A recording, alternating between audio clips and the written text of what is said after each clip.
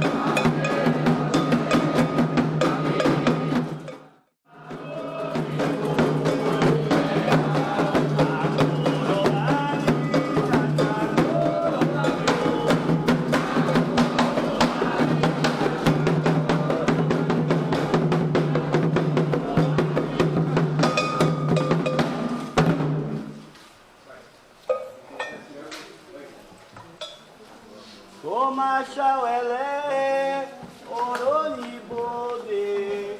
Toma chauelé, com oroni bode. Toma chauelé, oroni bode.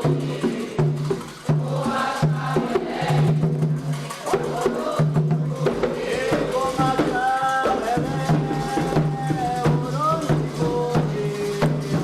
Toma chauelé, com oroni.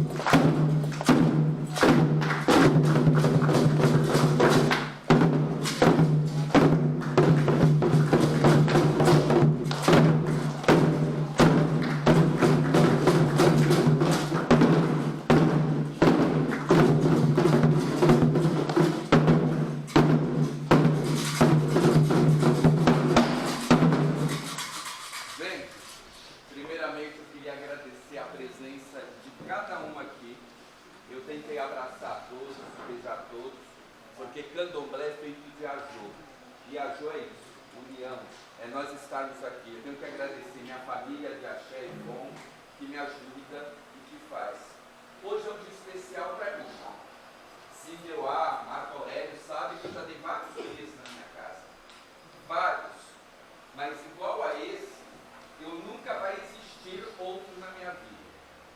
Eu conheço Paulinho há quase 30 anos.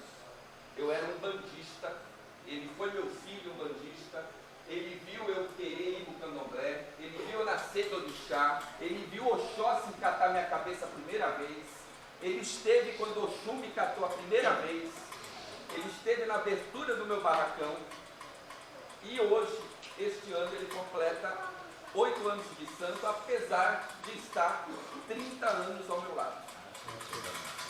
Nunca jogou um búzio na casa de ninguém, nunca me traiu. Então, eu acho que é um prazer, é um filho que qualquer babalorixá ou ialorixá aqui gostaria de ter. Nunca me decepcionou. Lógico que como seres humanos nós temos imperfeições. Às vezes ele vem me visitar e eu falo, meu filho, vai com água na sua quartinha. Não, pai, hoje eu vim visitar o senhor. Hoje eu vim tomar um café, hoje nós vamos sair, nós vamos nos divertir. E ele fez uma coisa que foi contra os princípios que foi me dado. Quando eu entrei para o candomblé, eu escutava dos meus mais velhos que pai de santo não pode ser amigo do filho de santo. E aqui é a prova que pode, porque ele nunca me desrespeitou e nós somos grandes amigos.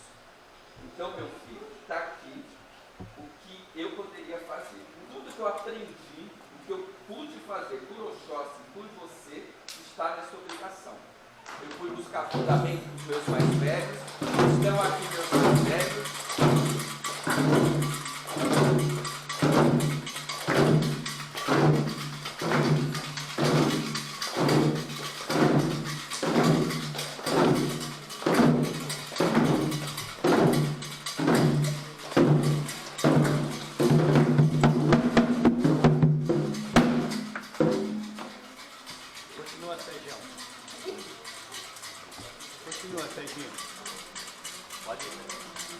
Então,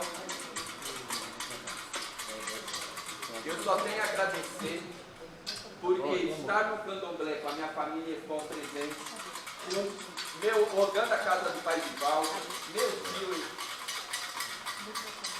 mãe Joana, babá Neném, pessoas que eu tenho como amigos, além de relação religiosa. Então, meu agradecimento. Então, meu filho, está aqui, ó. Eu me lembro quando eu era garoto, e eu gosto de falar, gente. Eu era garoto, e eu vou dizer aonde. Eu fui na mãe homenagia, e se abria, eu olhei, e se mostrava, e se falava tudo que tinha aqui dentro. E a gente ensinava a quem não sabia, a quem não deveria saber. E aí a gente vai evoluindo. Então, está aqui todos os seus filhos. E você seja bom. Você tem 30 anos. Você não busca. E esse oiê não lhe suba a cabeça. E esse é um problema muito sério quando a gente ganha cargo, quando a gente ganha título. Com ele vem mais responsabilidade e também vem algumas coisas.